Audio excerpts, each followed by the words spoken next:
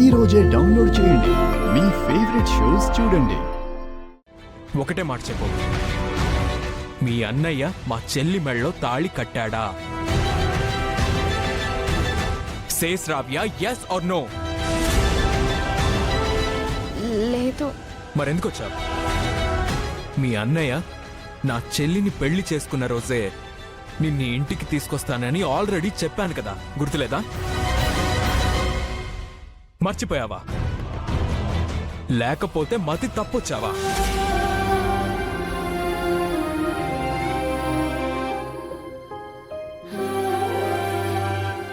రే, కట్టుకున్న భార్యను పట్టుకుని ఏంటా మాటలు?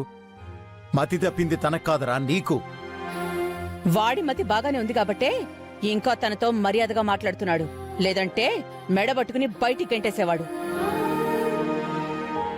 ఆ పని ఆల్రెడీ చేశాడు కదా. పెళ్ళైన రెండో రోజే భార్యని ఇంట్లోంచి గెంటేశాడు. నేను ఎవరి కోసం ఆ పని చేశానో మీకు తెలీదా డాడీ? లేకపోతే మీరు కూడా తనలా మర్చిపోయారా? నేనేది మర్చిపోలేదు నందు, నాకంతా గుర్తుంది. కానీ జరిగిన దానికి నాకు సంబంధం ఏంటి? మా అన్నయ్య పెళ్లి చేసుకుంటే నాదా తప్పు? నాకెందుకు శిక్ష వేస్తున్నారు? నేను చేసిన నేరం ఏంటి?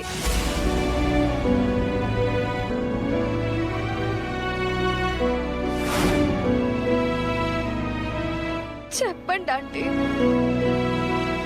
మా అన్నయ్యకి చెల్లెలుగా పుట్టడం నేను చేసిన పాపమా? నందుని ప్రేమించడం నా నేరమా?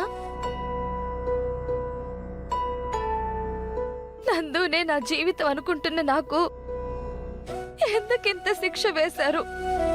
చెప్పండి. జరిగిన దాంట్లో నీ తప్పేం లేదు శ్రావ్య.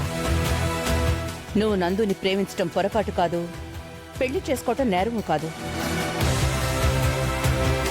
కానీ అదితి విషయంలో మీ వాళ్ల తప్పుంది, మీ అన్నయ్య అహల్యల తప్పుంది. దానికి నాకు సంబంధం లేదు కదా ఆంటీ. నేనెందుకు బలవ్వాలి? మా చెల్లెలకి జరిగిన అన్యాయానికి మీ ఇంట్లో ఎవ్వరికి చీమ కుట్టినట్టు కూడా లేదు. మీ వాళ్లలో ఒక్కరంటే ఒక్కరు కూడా కరెక్ట్గా రెస్పాండ్ అవ్వలేదు. అందుకే మా పెయిన్ మీ వాళ్ళకి తెలియాలనే ఇలా చేశాం. గౌతమ్తో పెళ్లి కాకుండా అదితి ఒంటరిగా మిగిలిపోయింది. మేము నరకం అనుభవిస్తున్నాం. నందుని పెళ్లి చేసుకుని నువ్వు మీ ఇంట్లో ఉంటే మేం పడుతున్న బాధ మీ వాళ్ళకి ఎలా అర్థమవుతుంది? ఇదెక్కడ న్యాయం యామిని? మన ఇంటి ఆడపిల్లకి అన్యాయం జరిగిందని మరో ఆడపిల్లకి అన్యాయం చేయాలా? మధ్యలో మీరు మాట్లాడకండి.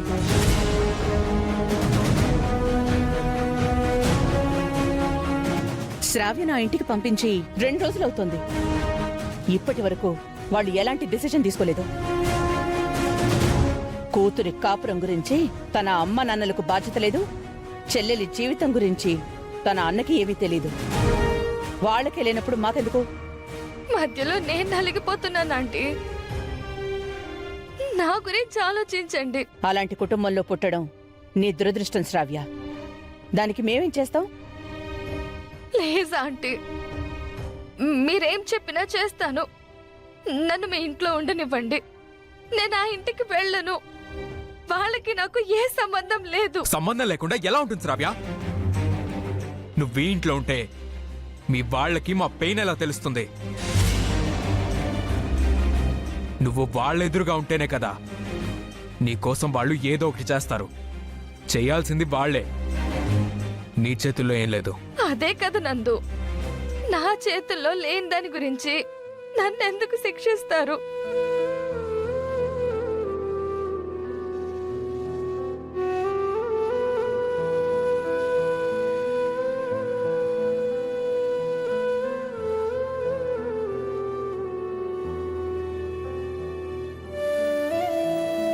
మీకు దండం పెడతానంటే కావాలంటే మీ కాళ్ళు పట్టుకుంటాను.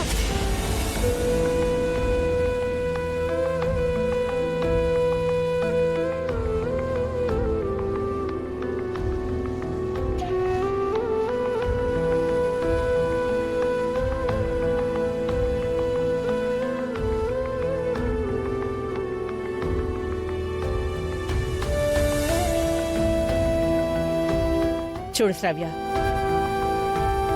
నీకోసం మీ వాళ్ళు ఏం చేస్తారో నాకు తెలీదు. మా కూతురికి ఏం న్యాయం చేస్తారో మాకు తెలియాలి. నువ్విక్కడికొచ్చి ఎంత రిక్వెస్ట్ చేసినా ప్రయోజనం లేదు. నువ్వలా ఏడుస్తూ ఉంటే నీలో నా కూతురు కనిపిస్తోంది. మీ వాళ్ళకి కనీసం ఇది కూడా లేదు. మీ వాళ్ళు అలా ఉన్నప్పుడు నేనెలా కనికరించను? నీ మీద జాలెలా చూపించను? Please aunty. నీ దండాలు నాకు అక్కర్లేదు. నువ్వేం చేయాలనుకున్నా మీ ఇంట్లో వాళ్ళకి చెయ్యి. బెదిరిస్తావో బ్రతిమాలుకుంటావో ఏం చెయ్యాలో చెయ్యి. నాకు ఇమ్మీడియట్ రియాక్షన్ కావాలి. ఆ రియాక్షన్ మీదే నీ జీవితం ఆధారపడుంది. వెళ్ళు.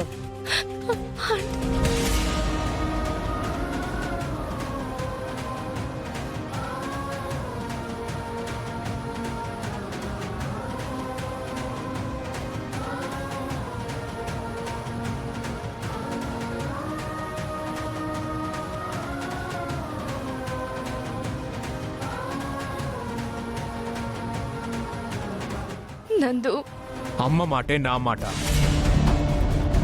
ఇక్కడి నుంచి వెళ్ళిపో శ్రావ్య. ఈ ప్రాబ్లంకి సొల్యూషన్ మీ ఇంట్లోనే ఉంది.